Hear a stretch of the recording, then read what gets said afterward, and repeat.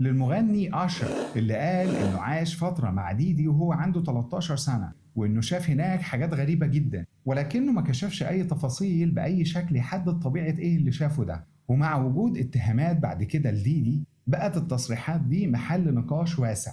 وكمان الناس ابتدت تفتكر الموقف اللي عمله مع 50 سنت واللي حكى عنه قبل كده، وده كان بيزود الشكوك عند ناس كتير حوالين سلوك ديدي مع بعض الفنانين. على كل حال، أول قضية اتوجهت لديدي كانت مرتبطة بمحاولة اعتداء جنسي على واحدة ست جوه بار، لكن القضية دي ما كملتش واتقفلت، وبعد كده ظهر له قضية تانية من طرف حبيبته اللي كانت قبل كده، وكان اسمها كاسي فينتورا، واللي اتهمته فيها بالاعتداء عليها بالضرب والإساءة ليها خلال فترة علاقتهم. والقضية دي كان صداها أكبر بعد ما انتشر فيديو من كاميرات المراقبة جوه فندق ظهر فيه ديدي وهو بيخرج من السويت بتاعه وبيجري ورا كاسي، وهي كمان بتحاول تخرج من المكان، واعتدى عليها جسديا وضربها كذا ضربة. الفيديو ده عمل حالة من الغضب الشديد جدا وقت انتشاره، خصوصا ان هو كان دليل مصور على جزء من الواقعة نفسها. بعدها تم الوصول لتسوية ما بين الطرفين، وديدي دفع لكيسي مبلغ كبير، وده كان في مقابل ان هي تتنازل عن القضية دي.